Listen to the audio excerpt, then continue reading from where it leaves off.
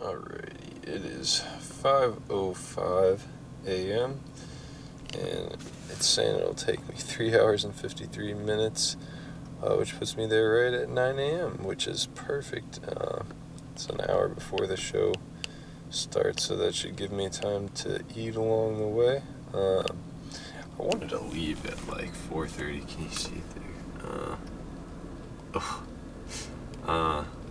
Yeah, I wanted to leave at 4:30, but I just was kind of slow getting my stuff together.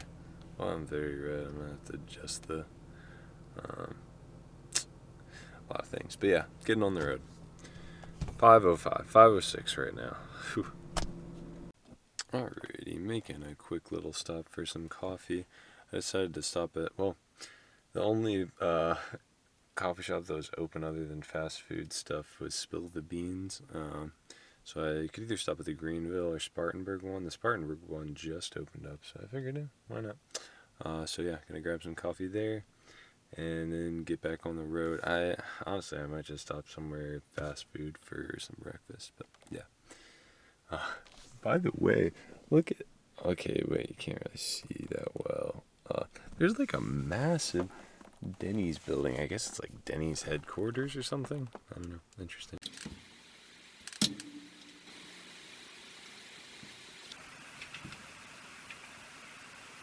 That blue water, she left flip-flops by my red wings on the beach. Alright, it is 10:35 and I finally made it here to Blade Show. So pretty stoked. Gonna go grab my tickets and try to get inside and enjoy the show. Yeah, super stoked. Alrighty, so we made it to Blade Show. I just got my wristband there, and that's the entrance, so we're about to check things out. One of the first ones I wanted to see is the Nafs Booth. There it is. One thing I didn't really expect was the amount of there's a lot of machining and like CNC types of booths set up, like laser cutting, knife sharpening, that kind of thing. Yeah, cool stuff. I guess this is the case. Well, there's at least some case knives here. I don't know if it's the official case booth. There's like a massive Squid Industries booth over here. So I guess that was maybe a side room, because the only ones that I really recognized were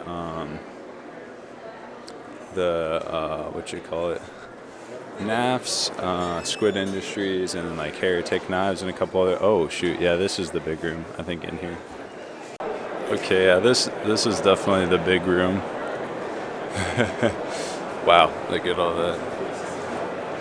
Damn, dude, that's crazy. Oh yeah, these are the big ones. We got like ProTech, Benchmade down there. I think I saw Civivi somewhere in here. See Olamic over there. It's a pretty sweet display case for some Benchmades. Yeah, we got a whole Emerson booth over here. Over on the right side, we got ZT and Kershaw. I definitely want to take a look at that booth a little bit. This is the Boker Booth here.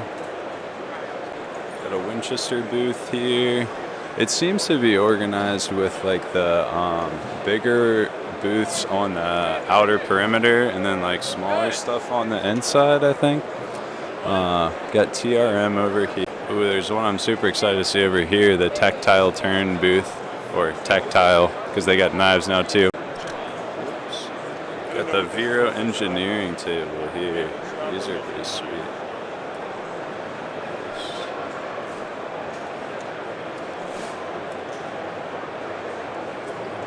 Got just sheets of G10. I love it.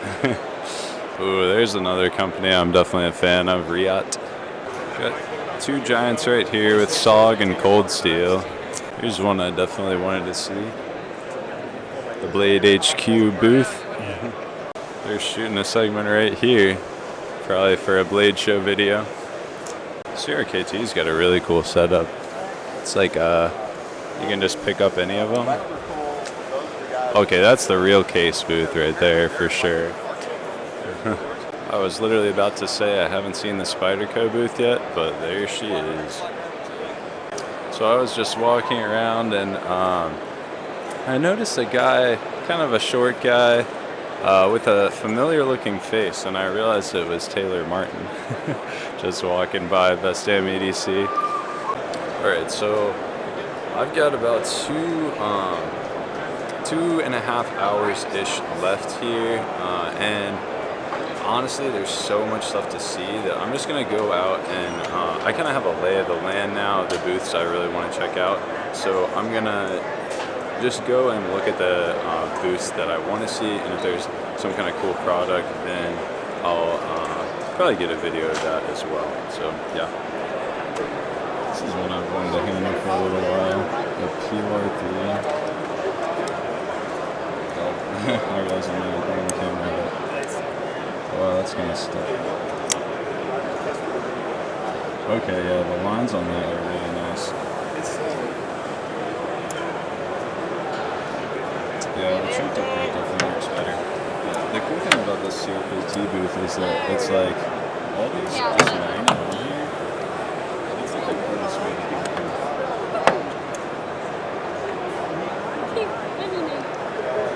Oh, that comes in. Yes. Is that how you're supposed to roll it? Like, I don't know, I've never touched it.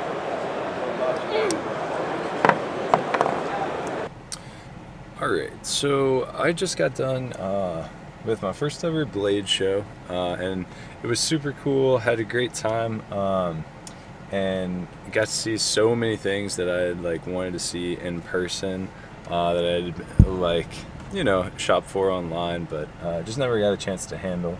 But it was just very different than I expected, for like one particular reason. I initially had wanted to do like a Blade show vlog where I would kind of get like video of myself looking at the different knives, get like videos of the knives themselves and just like products that I found interesting, and then also potentially like kind of interviewing knife like designers or like people who are manning the booth to like have some interesting content about the different knife brands. So when I got there, I like initially did some videoing of the different booths, and I was just like getting a feel for my surroundings, and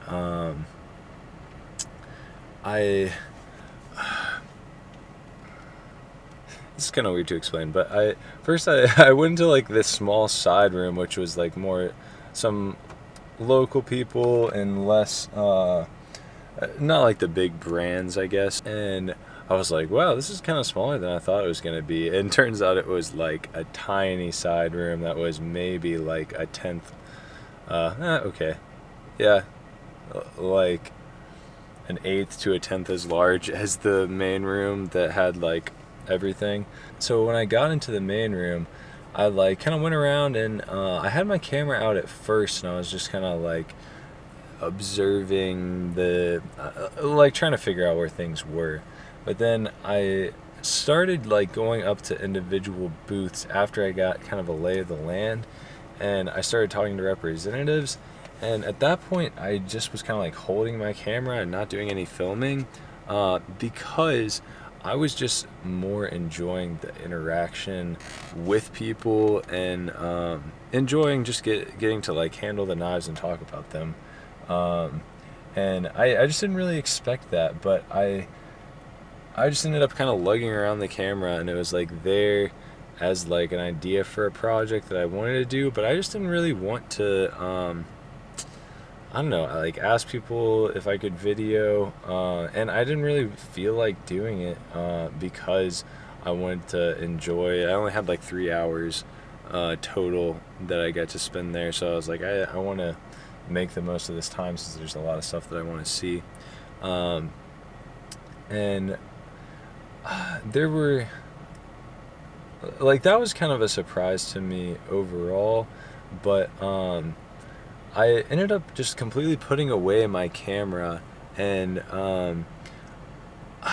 I just had some good conversations with a few people that made me kind of realize that I don't know, for me, it became more about the relationships and meeting people and enjoying that aspect of things than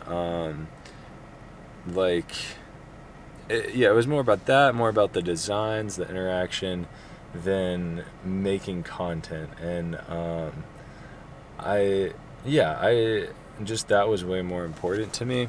And I also had an interaction with I interacted with a few people who are pretty famous in the knife community, and that didn't really go as expected either. So like the first person I saw that I recognized was like one of the Blade HQ hosts. He's like one of the newer ones, so I don't remember his name. But I was like, okay, yeah, I know who that guy is. And then I was walking around and I saw I walked like right by Taylor Martin, the Best Damn EDC channel guy, and I was like, oh, wait a second, that guy looks familiar. And then I realized it was him, and I was like, dude, that's crazy. I also saw Eric Lesser, which was kind of cool. And he was over at the Kershaw Booth. I didn't actually get to talk to him, but he was manning the booth while I was there, which was just kind of fun. But then I was at the Serge Panchenko. Serge. Huh? Wait, no. Panchenko's another designer. I'm thinking of a knife. I was at the Serge booth, and I follow him on Instagram, and it's just been cool to see the kind of things that he's putting out. I'm definitely a fan of some of his designs, but I noticed that in front of me, in line to look at his knives, was Ben Peterson, who if you're not in the knife community, you wouldn't know, but he used to be a Blade HQ host, and he recently has designed 3 different knives: the regular banter, a baby banter, and then he just came out with one, the Lander, I think. A lot of knife names going through my head, but and he actually had it out at the booth, and he was like showing them, and I was like, oh man, is that the new Kickstarter like knife that you've been working on? And he was like, oh yeah, actually. And he offered for me to handle it, and so I got to hold it for a second. I was really impressed. The action was super good for something that is kind of, I think it's going to be more in that like budget price range. But yeah, it was just super cool, and this has never happened to me. Because I just haven't met that many people who are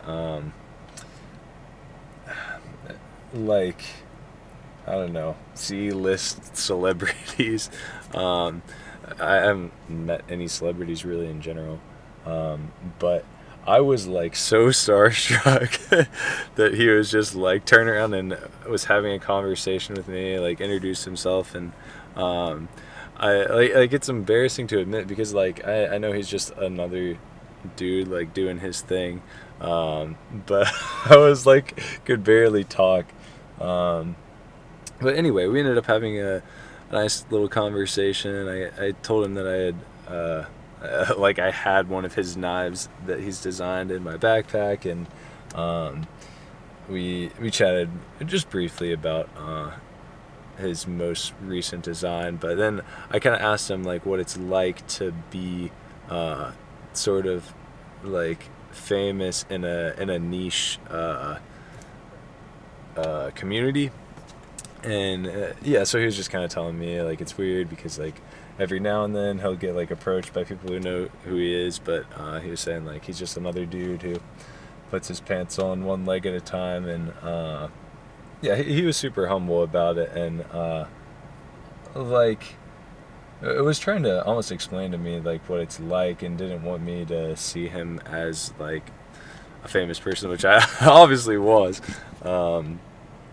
Not like trying to be weird about, like I wasn't fanboying over him, but yeah. Anyway, just like the interaction was so wholesome that it made me kind of like, at that point it was like a turning point of, okay, this is what I'm here for, more than to to just like video this stuff for content, for like entertaining people. It's like I actually want to be a part of this community, and the designs really interest me, and interacting with the other designers, like hearing their thoughts on the products and that kind of thing, that's way more cool to me than just trying to like video something for like entertainment. So at that point I just like put my camera up, and I was like, okay, I'm just gonna be here and check stuff out, and I had a great time after that. Some booths were definitely more energetic than others, and I think part of that was because some people had been there and for a while and were getting kind of tired, and yeah, I'm sure they had talked to a bunch of people in front of me, but I met some people who were really personable, and I really enjoyed interacting with. Specifically, Ben was really cool to talk to. Who else did I talk to initially? Just some of the representatives from like the Kershaw Booth guy was super nice to me. Another person. I was more like adjusted at this point, but I went over to the We and Civivi booth, and I forget the guy's name, but his Instagram handle is Lead, Steel, and Iron, and he's like the We Civivi representative, I guess, for most of their videos. But we were just talking about some of the new like button locks and the We and Civivi lineup, and yeah, I just like enjoyed that conversation. And even though I knew like millions of people watch like videos with this guy, I still it felt like I was just talking to a guy I just met, even though like obviously he didn't know who I was before then. I think that's the weird thing when you've like seen people in a dozen videos before, and they have absolutely no idea who you are. That's like kind of the weird thing about like having the internet and videos. And I mean, obviously before that there was movies, but anyway, yeah, I really enjoyed interacting with him, and just kind of talking about the We and Civivi lineup, which is super strong. And he actually recommended I go check out the Sin Cut, which is like another brand that they're with, which had some really impressive budget knives for like $40. They had some like nice button locks. Yeah, so that was a good pointer for him. Well, not pointer. It was a cool thing for him to point out to me. That was definitely worth checking out. And then I also went over to the Vero engineering booth. Was super cool. Just their knives are really neat. And the Kershaw booth, I really enjoyed talking to those guys. One of the guys was like a designer of a couple of their knives, and he was just showing me some of their models, ones that I'd had my eye on for a long time. That was kind of the cool thing for me, was like a lot of the people there were just kind of running the booth and like just like pulling out knives for people to look at. And I was just like, I've been looking at this knife online for months, and I know all the specs for it and everything. So yeah, I was more like bringing stuff to the conversation about the designs, and then they're like, okay, yeah, this guy like knows a little bit about us and the specific design in general. So then they would kind of like warm up to talking about stuff. But again, from like the Kershaw booth, Kershaw and ZT, I should specify. The guy who does like all of the videos for them, like Blade HQ has been talking about their, like when Blade HQ does a ZT or Kershaw video and talk about their whole lineup. This guy, I don't remember his name, but he is like the one who represents them when they do videos like that. And I just got to have like a whole conversation with him about some of their knives, and the other guy who I'll throw in all these names afterwards in post. But yeah, it was really cool to get to have an interaction with people who are passionate about design and passionate, just like members of the community, I guess. So overall, it was just a very different experience than what I expected, and because of that, I didn't get a whole lot of knife content. I mean, I've got 15 minutes of me talking here, but I didn't get a whole lot of video of the actual show. I just kind of got pans of the different booths, but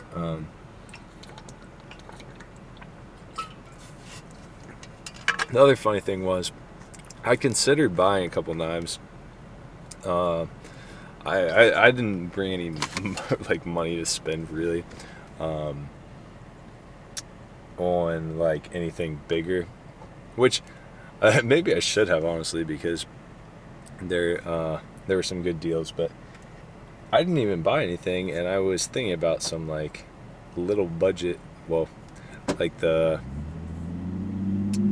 Sencut and a couple Lundquist designs at the Kaiser booth.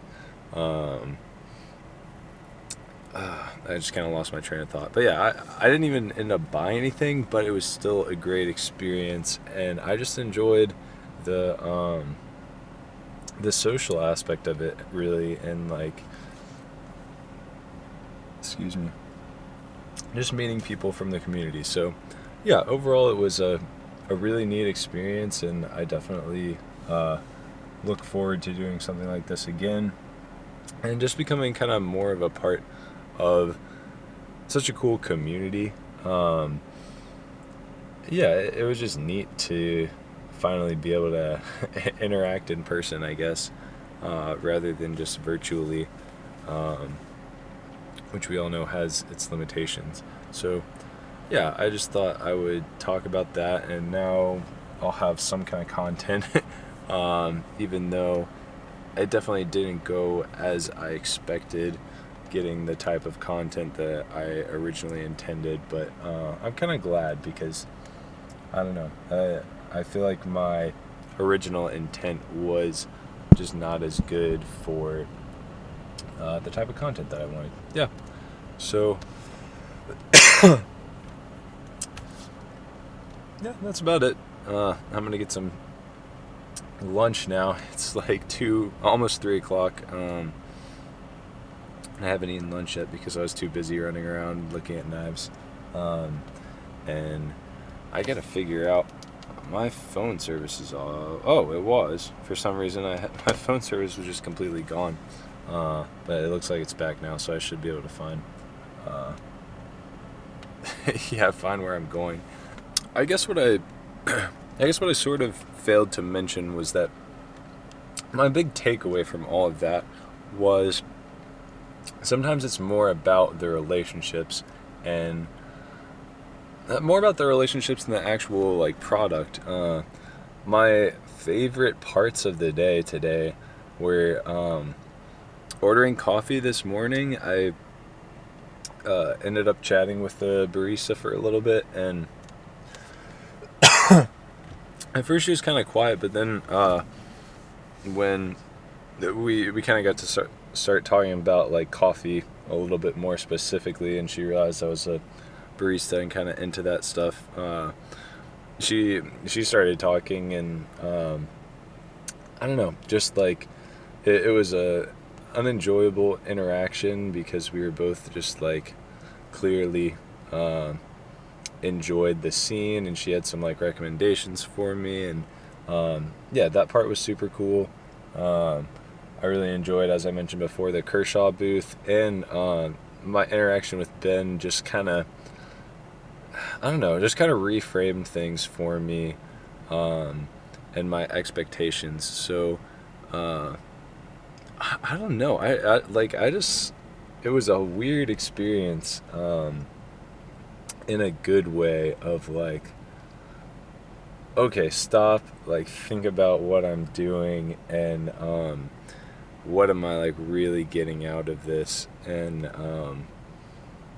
I don't know, it just like, it surprised me that I would be that concerned with, it surprised me that I would enjoy just communicating with people that much as a not super extroverted person. Maybe I am an extrovert, I don't know. But I definitely, yeah, it was about the relationships, about the interacting with people, and that was really the kind of joyful part. I mean, I did enjoy some of it, just like seeing knives in person and handling beautifully crafted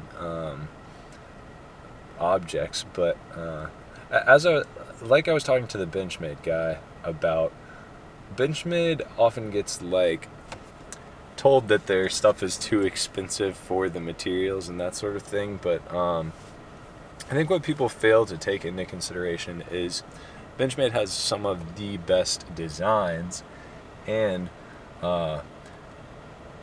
although in the past they weren't necessarily known for having the best quality control, their production was really good too. So I think you have to remember the human aspect too. Even in like objects, like designed objects, you can't boil it down to just like, I don't know, the whole is greater than the sum of its parts because it was designed by a human, and yeah, the design is important too in that way. So I don't know, I feel like I really learned something, and it's hard to explain exactly what, but it's about relationships more than I was thinking. Yeah, so that's what this video is about. Cool. I'm gonna go get something to eat. Alright, this video is definitely getting long, but I just had one more thought before I was about to go into the restaurant. I think it's okay to be more about the people too, because like when you think about it, you could be just concerned with a final product in the end. Like, I just want the best knife in my hand possible. But then it's like, okay, also, what are you putting your money towards, you know? Like, you could get a better product that is made by, you know, slave labor and a designer who you just don't think is the best human being because they've done something that isn't like the best in practice. And yeah, just like the things that make up like what the product is, other than the actual physical product, are not good. Like that could be the case, or you could, you know, buy a product that is made by someone who you know, just think is a good person, and you enjoy interacting with them. You like just what they're doing as a person. You like the product that they're making. Maybe you're even willing to pay a little bit more, or go out on a limb to, say, support their Kickstarter or something like that. And that's okay. And there's something kind of beautiful about that, of seeing things as more than just like, you know, a product. Even if that kind of is like, I don't know, even if the product is like what is uniting people, it can be about more than that. Just another thought. It's okay for it to be about the people, and every product has like a team of people that are making it happen. So in a way, it's always about relationships. Yeah. So just another thought to throw in there.